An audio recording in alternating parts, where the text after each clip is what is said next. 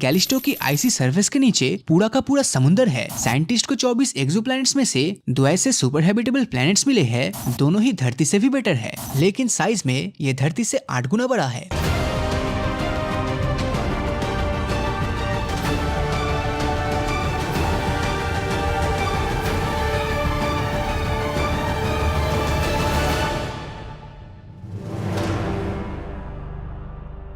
हमारे solar system में ही एक ऐसा प्लेनेट मौजूद है जिस पर रहने की कंडीशन धरती से भी बेटर है, पर इसके बावजूद कोई इसको नोटिस तक नहीं कर रहा। इसका नाम है कैलिस्टो, जो कि जुपिटर का सेकंड लार्जेस्ट मून है। और इस इमेज के अंदर आप जिस व्हाइट चीज को देख रहे हो वो असल में कैलिस्टो पर मौजूद बर्फ ही है। शुरुआत में तो इसे सोलर सिस्टम की एक डेड इनएक्टिव रॉकी बॉडी घोषित किया गया था, पर 1990s में साबित हो गया कि कैलिस्टो की आइसी सरफेस के नीचे पूरा का पूरा समुंदर है, जिसका इस्तेमाल जल्दी रॉकेट प्रोपेलेंट्स बनाने के लिए किया जाने वाला है। एस्ट्रोनॉमर्स ने कैलिस्टो के ऊपर एक एटमॉस्फेयर को भी डिटेक्ट किया है और उनका अंदाजा है कि अगर जुपिटर से आ रही रेडिएशन को रोक दिया जाए तो इंसान जुपिटर की इस चांद पर बहुत ही आसानी से सांस भी ले पाएगा। हमारी करंट अंडरस्टैंडिंग के हिसाब से देखें तो फिलहाल धरती ही यूनिवर्स का इकलौता ऐसा प्लेनेट है जहाँ पर लाइफ एग्जिस्ट करती है, लेकिन पिछले समय साइंटिस्ट ने यूनिवर्स के अंदर कुछ ऐसे हैबिटेबल प्लैनेट्स खोज निकाले जो न सिर्फ सभी मायनों में हमारी धरती से बेटर है, बल्कि इन पर जाने के बाद आपको बिल्कुल किसी सुपर ह्यूमन वाली फीलिंग आएगी। 5 अक्टूबर 2020 को एस्ट्रोबायोलॉजिस्ट DS मकुच ने एक नए मिशन की शुरुआत की, जिसके तहत उन्होंने ऐसे प्लैनेट्स को अपना टारगेट बनाया जो सभी मायनों में धरती से बेटर थे। और आप यकीन नहीं करोगे कि उन्हें ऐसे प्लैनेट्स भी मिले जो 1 या 2 नहीं बल्कि पूरे के पूरे 24 थे। इन सुपर हैबिटेबल प्लैनेट्स को खोजने के लिए मकुच और उनकी टीम ने एक अलग ऑब्जर्वेशन करने का डिसाइड किया, जिसके लिए उन्होंने क्राइटेरिया की एक लिस्ट बनाई और जो भी प्लैनेट क्राइटेरिया की उस लिस्ट को फॉलो कर रहा था तब इसका सीधा सा मतलब था कि वो सुपर हैबिटेबल प्लैनेट है। जब भी कोई प्रॉपर प्लैनेटरी सिस्टम मिलता है तब उसमें सबसे पहला काम होता है वो प्लैनेट और उसके होस्ट स्टार के बीच के डिस्टेंस को मेजर करना, क्योंकि इससे ही हमें पता चल जाता है कि वो प्लैनेट अपने हैबिटेबल जोन में है या नहीं, और अगर है तो उस पर कितना वाटर परसेंटेज होगा। हैबिटेबल प्लैनेट्स खोजने के अगले क्राइटेरिया की बात करें तो वो है size and mass of planets, क्योंकि किसी भी प्लैनेट का मास और साइज लाइफ को इवॉल्व होने में इन्फ्लुएंस कर सकता है। अब जितना प्लैनेट का साइज होगा उतनी ही ज्यादा जगह मौजूद होगा इंसानों के रहने के लिए, और प्लैनेट्स का मास जितना ज्यादा होगा उतनी ही ज्यादा उस पर ग्रेविटी भी होगी, और इसी ज्यादा ग्रेविटी की वजह से वो प्लैनेट हवा को जमीन के करीब रखेगा, जिससे उसका एटमॉस्फेयर काफी ज्यादा मोटा और स्टेबल रहेगा। साइज और मास वाले क्राइटेरिया के बाद अब बात करते हैं हमारे नेक्स्ट क्राइटेरिया यानी कि टेम्परेचर की, जिसमें इन प्लैनेट्स का टेम्परेचर धरती से 5 डिग्री सेल्सियस ऊपर या नीचे हो सकता है, क्योंकि धरती के मिडिल वाले एरिया यानी ट्रॉपिकल रीजन में पनप रहे माइक्रोब्स इसी तरह के एक्सट्रीम टेम्परेचर में सरवाइव करते हैं। अब इन्हीं सभी फैक्टर्स को ध्यान में रखते हुए साइंटिस्ट को 24 एक्सोप्लैनेट्स में से 2 ऐसे सुपर हैबिटेबल प्लैनेट्स मिले हैं जिनका सरफेस टेम्परेचर और एटमॉस्फेयर दोनों ही धरती से भी बेटर है, जिनमें से एक है ल्यूटेन B प्लैनेट। इस प्लेनेट को 2017 में पहली बार ऑब्जर्व किया गया था। तब पता चला कि इस पर न सिर्फ पानी है बल्कि किसी भी लाइफ फॉर्म के जिंदा रहने के लिए सभी जरूरी चीजें जैसे कि हाइड्रोकार्बन्स और अमाइनो एसिड्स भी भारी मात्रा में मौजूद है। ये प्लेनेट इंसानों के रहने के लिए इतना अच्छा है कि रिसर्च के मुताबिक इसके परफेक्शन के पीछे किसी एलियन का हाथ बताया जाता है। और इसी पॉसिबिलिटीज को देखते हुए अक्टूबर 2017 और 18 में मेटी नाम की ऑर्गेनाइजेशन ने इस प्लेनेट पर कई मैसेजेस भेजे हैं, जिनमें से एक मैसेज में अलग अलग म्यूजिकल इंस्ट्रूमेंट की आवाज और दूसरे मैसेज के अंदर यूनिवर्स में हमारी लोकेशन का साइंटिफिक ट्यूटोरियल है, जिससे कि अगर ल्यूटेन B पर इंटेलिजेंट लाइफ मौजूद हुई तब हमें उसके बारे में एक न एक दिन जरूर पता चलेगा। अब अगला सुपर हैबिटेबल एरिया है ट्रैपिस्ट स्टार सिस्टम। कहा जाता है धरती के रेगिस्तान में जितने मिट्टी के कण है उतने ही स्टार्स पूरे ब्रह्मांड में मौजूद है। अब अगर सितारे ही इतने हैं तो सोचिए प्लैनेट्स कितने होंगे, और इतने अरबों खरबों प्लैनेट्स में सिर्फ हमारी धरती पर ही लाइफ एग्जिस्ट करती है, ऐसा होना तो लगभग नामुमकिन सा लगता है। हमारी धरती से करीब 39 लाइट ईयर दूर एक ऐसा स्टार सिस्टम मौजूद है जहां 1 या 2 नहीं बल्कि पूरे 7 धरती जैसे प्लैनेट्स अपने स्टार का चक्कर लगा रहा है, और इनमें से 3 प्लैनेट्स अपने हैबिटेबल जोन में ऑर्बिट कर रहा है। ट्रैपिस्ट 1 नाम की स्टार सिस्टम की डिस्कवरी पहली बार साल 2017 में की गई थी। इसके प्लैनेट्स धरती से भी ज्यादा पुराने हैं, मतलब कि इन प्लैनेट्स पर जो लाइफ होगी वो धरती के पूरी तरह फॉर्म होने से पहले लगभग 3 बिलियन साल तक ऑलरेडी डेवलप कर गई होगी। अब ये सभी प्लैनेट्स बृहस्पति ग्रह के साइज जितने एक टाइनी रेड स्टार का चक्कर लगा रहा है और ये स्टार हमारे सूरज के कंपैरिजन में काफी ठंडा है। ये प्लेनेट अपनी ऑर्बिट पर टाइडली लॉक्ड भी है, मतलब कि इनकी एक साइड स्टार को फेस करते हुए हमेशा गर्म रहता है और दूसरी साइड बिल्कुल उसका उल्टा यानी कि ठंडा रहता है और ये खुद अपने एक्सिस पर चक्कर नहीं लगाती। अगर ये सभी कंडीशंस परफेक्ट रही तब ठंड और गर्मी वाले रीजन के बीच में एक ऐसी पतली सी स्ट्रिप एरिया होगी जहाँ जीवन आराम से पनप सके। वैसे ट्रैपिस्ट सोलर सिस्टम में प्लैनेट्स एक दूसरे के इतने ज्यादा करीब है कि अगर आप इनमें से किसी एक पर खड़े होकर आसमान में देखेंगे तब आपको स्टार सिस्टम के बाकी प्लैनेट्स अपने चारों तरफ घूमते हुए दिखेंगे। TOI star system. इस स्टार सिस्टम में दो प्लैनेट्स इसके हैबिटेबल जोन में आता है जो कि है TOI 700d और TOI 700e।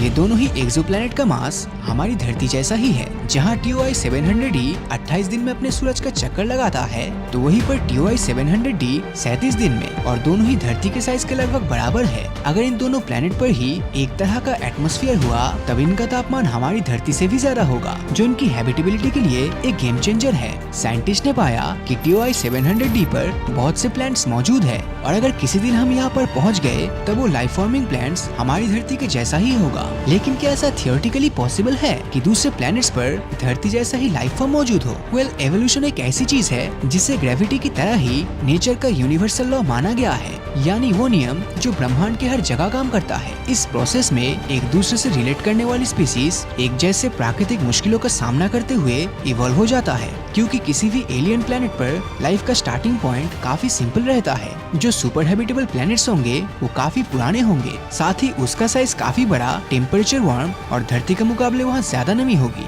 ये प्लैनेट्स ऐसे स्टार्स को ऑर्बिट कर रहे होंगे जो हमारे सूरज से भी ज्यादा पुराने हैं और उनका लाइफ स्पैन भी सूरज से लंबा होगा। ऐसा माना जाता है कि हमारा सूरज करीब 10 बिलियन सालों तक एग्जिस्ट करेगा और जब बात धरती पर मौजूद लाइफ की आती है तब धरती पर कॉम्प्लेक्स लाइफ फॉर्म होने में करीब 4 बिलियन साल लगे। हालांकि कुछ स्टार्स ऐसे हैं जिनकी लाइफ हमारे सूरज से भी ज्यादा लंबी है, जिसके चलते इनके प्लैनेट्स पर लाइफ को इवॉल्व होने का ज्यादा समय मिल जाता है। तो अब सवाल आता है कि आखिर हम इन प्लैनेट्स में एलियन लाइफ को ढूंढेंगे कैसे? इसके लिए सबसे पहले हमें के स्टार्स को ढूंढना होगा, जिन्हें सिंपल वर्ड्स में रेड ड्वार्फ भी कहा जाता है। रेड ड्वार्फ बाकी स्टार्स के मुकाबले काफी ठंडे होते हैं और इनकी ल्यूमिनोसिटी यानी कि रोशनी भी काफी कम होती है। साथ ही साथ ये 20 से 70 बिलियन सालों तक वजूद में रहते हैं। अगर हम धरती से कंपेयर करें तो रेड ड्वार्फ को ऑर्बिट करने वाले किसी प्लैनेट पर अगर लाइफ मौजूद है तब उसको इवॉल्व और एडाप्ट होने में धरती से भी ज्यादा समय मिल गया होगा और इसकी आइडियल एज भी लगभग 5 से 8 बिलियन साल होगी। मतलब हो सकता है कि आज की तारीख में जिस प्लैनेट पर लाइफ का नामो निशान नहीं है वहाँ आज से लाखों करोड़ों साल बाद एलियंस रहने लगे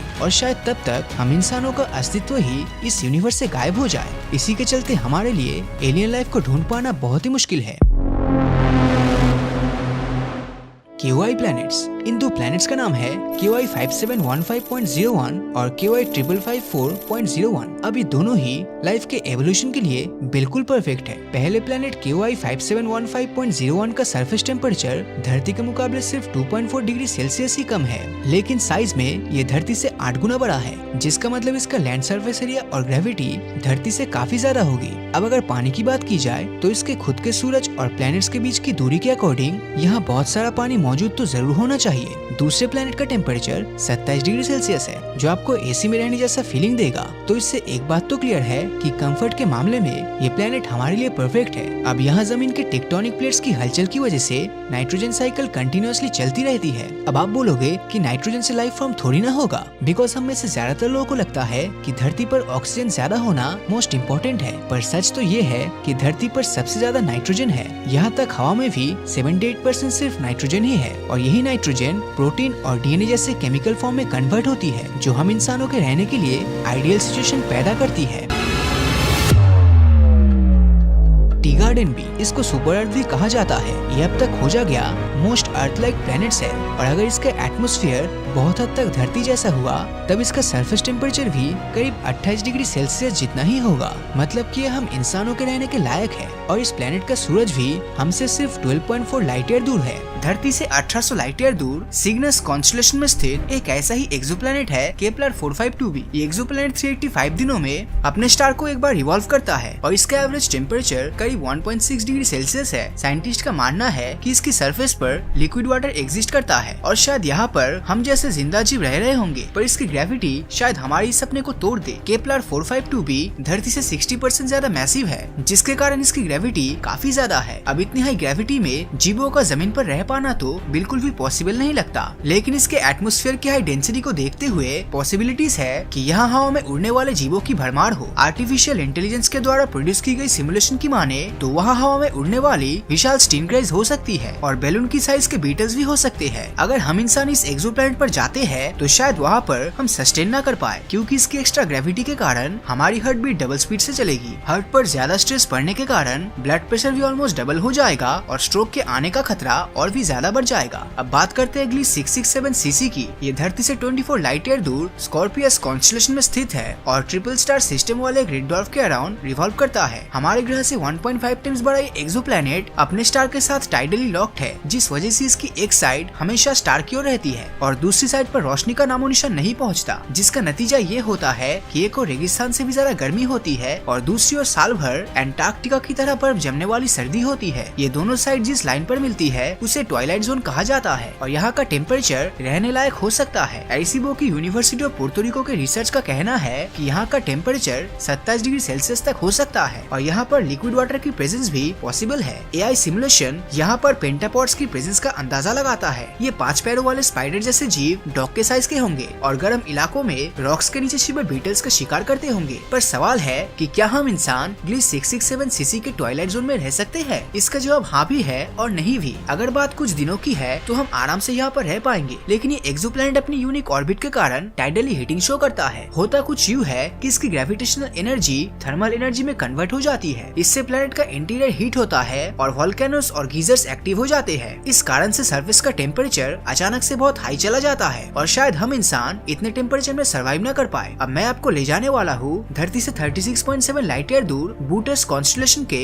ब्राइटेस्ट स्टार आर्क्टुरस के सैर पर। ये एक रेड जायंट स्टार है और इसकी ब्राइटनेस हमारे सूरज से 100 गुना ज्यादा है। अपनी करंट टेक्नोलॉजी से हम आर्क्टुरस के अराउंड कोई भी एक्सोप्लैनेट खोजने में नाकाम रहे हैं, पर एआई सिमुलेशन के अनुसार एक समय यहाँ पर धरती जैसा एक प्लेनेट एग्जिस्ट करता था। साइंटिस्ट ने इसको आर्क्टुरस से नाम दिया है। जब आर्क्टुरस एक रेड जायंट स्टार बना तो ये एक्सोप्लैनेट रेगिस्तान में बदल गया और स्टार के अंदर ही समा गया। अगर उस समय आर्क्टुरस ए पर कोई एलियन सिविलाइजेशन रहती होगी तो शायद उसने इस कैटास्ट्रॉफी को पहले से ही प्रेडिक्ट कर लिया था और वो अपने आप को इससे बचाने के लिए इतनी एडवांस्ड भी बन चुकी होगी। हो सकता है वो एडवांस्ड सिविलाइजेशन आज भी आर्क्टुरस ए पर विशाल ग्लास डोम्स के अंदर रहती हो। ऐसे ग्लास डोम्स के अंदर हजारों प्लैनेट्स लगे हुए होंगे जो वहाँ के जीवों के लिए पानी और ग्लूकोज का फॉर्मेशन करेंगे। ये जीव कुछ हद तक ऑक्टोपस की तरह होंगे, जिनमें दिमाग तो होगा पर बॉडी के नाम पर सिर्फ नर्वस सिस्टम होगा। देखने में ये अलग अलग जीव लगेंगे पर कंप्यूटर नेटवर्क की तरह ये सभी आपस में कनेक्टेड होंगे। अमेरिका के ओरेगन में रिसर्चर्स को कुछ ऐसा ही प्लांट्स मिला है जिसे आर्मिलिया ऑस्ट्रियो नाम दिया गया है। ये 10 स्क्वायर किलोमीटर में फैले हजारों मशरूम के ग्रुप की तरह नजर आता है, पर असल में एक विशाल ऑर्गेनिज्म है। अगर आर्क्टुरस ए जैसा कोई एक्सोप्लैनेट सच में होगा तो वो धरती से काफी पहले बन गया होगा और इस हिसाब से उस पर इंटेलिजेंट लाइफ फॉर्म को इवॉल्व होने का काफी समय मिल गया होगा। मतलब काफी चांसेस है कि हमें वहाँ एलियन देखने को मिल जाए, पर हम इंसानों के लिए वहाँ कोई जगह नहीं होगी क्योंकि हम ऐसी कंडीशन में सर्वाइव नहीं कर पाएंगे। हम इंसान जब भी धरती से बाहर हैबिटेबल एक्सोप्लैनेट की खोज करते हैं तो हम ऐसा एक्सोप्लैनेट खोज रहे होते हैं जिसकी लिविंग कंडीशन कुछ हद तक हमारे प्लेनेट की तरह हो। पर क्या बिलीव करोगे कि एक ऐसा भी प्लेनेट है जो धरती से भी ज्यादा हैबिटेबल हो सकता है? मैं बात कर रहा हूँ धरती के सबसे करीब वाला स्टार सिस्टम अल्फा सेंटोरी में घूमते एक एक्सोप्लैनेट अल्फा सेंटोरी सी की। ऐसा कहा जाता है कि यहाँ पर धरती से भी ज्यादा ऑक्सीजन है और क्योंकि एक ट्रिपल स्टार सिस्टम है तो यहाँ एक नहीं बल्कि 3 स्टार से लाइट आती है। हो सकता है कि इस प्लेनेट पर चारों ओर पेड़ पौधे लगे हो और खाने की कोई कमी ना हो। एक्सेस ऑक्सीजन के कारण यहाँ के जीवों की साइज हमेशा काफी बड़ी होगी। हो सकता है कि आज भी यहाँ कोई जीव रहता हो और धरती के जीवों की तरह वो भी सर्वाइव की रेस में भाग रहे हो। पर सवाल तो ये है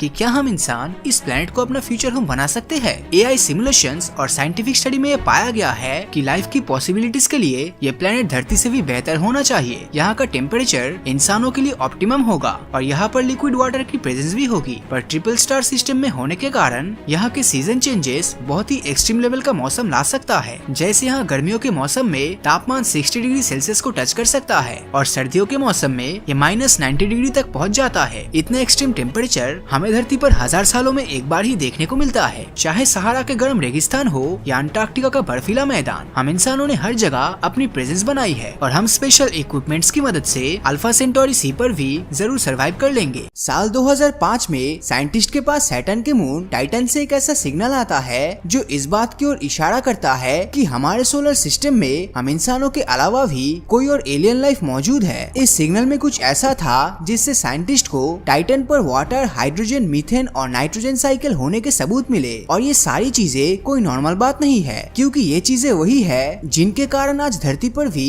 जीवन संभव है। और यही कारण है कि साइंटिस्ट का मानना है कि टाइटन पर भी 100% कोई ना कोई लाइफ तो जरूर है। अब सवाल ये आता है कि आखिर ऐसा क्या उस सिग्नल में था कि साइंटिस्ट इतने श्योर हो गए कि टाइटन पर कुछ न कुछ तो जरूर चल रहा है। टाइटन पर जीवन की खोज की शुरुआत साल 1944 में ही स्टार्ट हो गई थी। उस वक्त Dutch American astronomer Gerrard Kuiper Titan पर जीवन की खोज कर रहे थे और इसी दौरान उन्होंने देखा कि टाइटन का एटमॉस्फेयर धरती पर रहने वाले जीवों के लिए बिल्कुल आइडियल है। हालांकि क्यूपर की ये रिसर्च उनके अनुमानों पर आधारित थी, लेकिन फिर भी वैज्ञानिक जानते थे कि टाइटन पर कुछ न कुछ तो ऐसा है जो अलग है। इसीलिए 15 अक्टूबर 1997 को टाइटन पर खोज के लिए कैसिनी-ह्यूगेन प्रोब लॉन्च किया जाता है। ये प्रोब धरती से तो सही सलामत लॉन्च होता है, लेकिन ये जैसे ही टाइटन के एटमॉस्फेयर में पहुंचता है तो इसमें से कुछ फ्रीक्वेंसीज आना शुरू हो जाता है। साइंटिस्ट को लगा कि ये फ्रीक्वेंसीज प्रोब में कुछ प्रॉब्लम होने की वजह से आया है, इसीलिए ये खुद ही जनरेट हो रही होगी। लेकिन जब उन्होंने इसकी जांच की तो वो हैरान रह गए। दरअसल ये फ्रीक्वेंसीज प्रोब खुद जनरेट नहीं कर रहा था, बल्कि टाइटन के एटमॉस्फेयर से जनरेट हो रही थी। साइंटिस्ट के मुताबिक इसके पीछे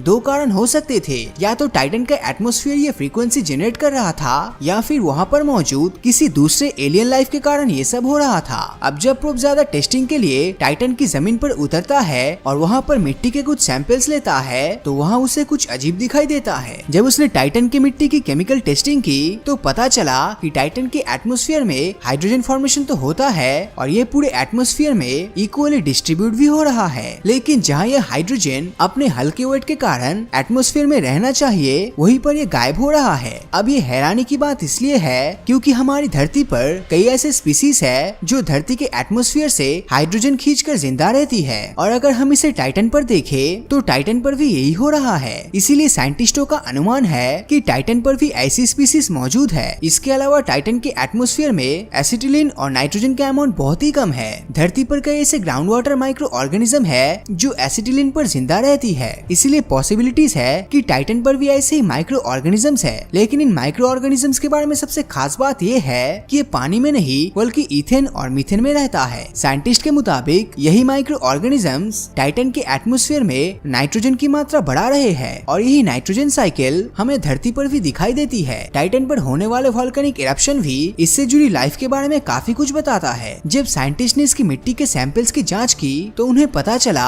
कि टाइटन पर होने वाले वोल्केनिक इरप्शन में गर्म दहकता हुआ लावा नहीं बल्कि बर्फ जैसी ठंडी अमोनिया और मीथेन निकलती है, और ये दो सब्सटेंसेस ऐसे हैं जो किसी भी लाइफ की उत्पत्ति के लिए बहुत जरूरी होता है। वैज्ञानिकों को इस बात पर बहुत ही विश्वास है कि टाइटन पर भी लाइफ है। हालांकि ये लाइफ ऑक्सीजन पर नहीं बल्कि मीथेन पर सर्वाइव करती है। टाइटन पर लाइफ है या नहीं इस बात को लेकर साइंटिस्ट अभी तक श्योर नहीं है, लेकिन सवाल ये आता है कि क्या होगा अगर टाइटन पर किसी और प्लेनेट से कोई और लाइफ सेंड किया जाए तो क्या वो वहाँ पर सर्वाइव कर पाएगा। टाइटन एक ऐसा मून है जिसके कई कंडीशंस धरती से मैच करता है। जैसे धरती के एटमॉस्फेयर में पानी के ऐसे छोटे ड्रॉप्स है जो इसका कॉस्मिक रेडिएशन से बचाव करता है, ठीक उसी तरह टाइटन के एटमॉस्फेयर में भी इथेन और मीथेन इसका कॉस्मिक रेडिएशन से बचाव करता है, जिस कारण यहाँ पर रहने वाली लाइफ को प्रोटेक्शन मिलता है। टाइटन के एटमॉस्फेयर में लाइफ के लिए जरूरी ऑक्सीजन ही एकमात्र ऐसा सब्सटेंसेस है जो मौजूद नहीं है, लेकिन इसका भी एक सोल्यूशन है। टाइटन की जमीन के नीचे आइसी वाटर्स है और इलेक्ट्रोलाइसिस की मदद से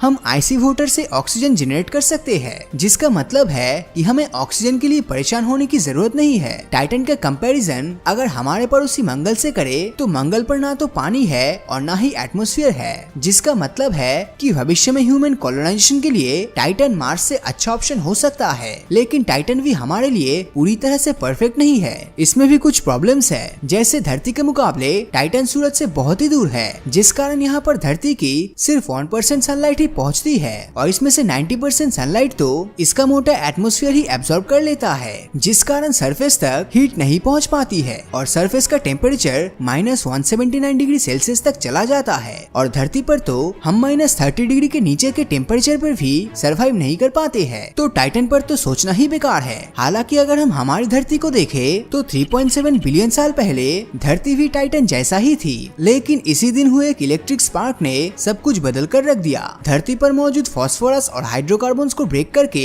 इन्हें आरएनए में कन्वर्ट किया और आरएनए कंबाइंड होकर डीएनए में कन्वर्ट हुआ, जिससे एक यूनिसेलुलर ऑर्गेनिज्म की उत्पत्ति हुई और फिर यही यूनिसेलुलर कंबाइंड होकर मल्टीसेलुलर बने और फिर आगे चल के यही से इंसानों की उत्पत्ति हुई। अब अगर देखा जाए तो टाइटन की हालत भी धरती के शुरुआती कंडीशन जैसा ही है, इसलिए इस बात की पॉसिबिलिटीज काफी ज्यादा है कि फ्यूचर में टाइटन पर भी कुछ ऐसा होगा जो यहाँ पर लाइफ के एग्जिस्ट करने में मदद करेगा। हालांकि टाइटन में कुछ ऐसे चेंजेस हो रहा है जिनके कारण देखने पर ऐसा लगता है कि टाइटन फ्यूचर में खत्म हो सकता है और इसे इतना टाइम नहीं मिलेगा कि यहाँ पर लाइफ एग्जिस्ट कर सके। फ्यूचर में क्या होगा ये तो किसी को नहीं पता, लेकिन आपको क्या लगता है, क्या टाइटन पर कोई लाइफ है और क्या इंसान कभी टाइटन पर रह पाएगा या नहीं? अपनी राय नीचे कमेंट करके जरूर बताएं। और अगर ये वीडियो आपको अच्छा लगा हो तो इस वीडियो को लाइक और अपने दोस्तों के साथ शेयर करना मत भूलना। और अगर अभी तक आपने हमारे चैनल को सब्सक्राइब नहीं किया है तो सब्सक्राइब करके नोटिफिकेशन बेल को ऑन कर दीजिए, क्योंकि मैं ऐसी वीडियोस हर हफ्ते लाता रहता हूँ। तो मिलता हूँ आपसे अगले वीडियो में और हमेशा की तरह थैंक्स फॉर वॉचिंग।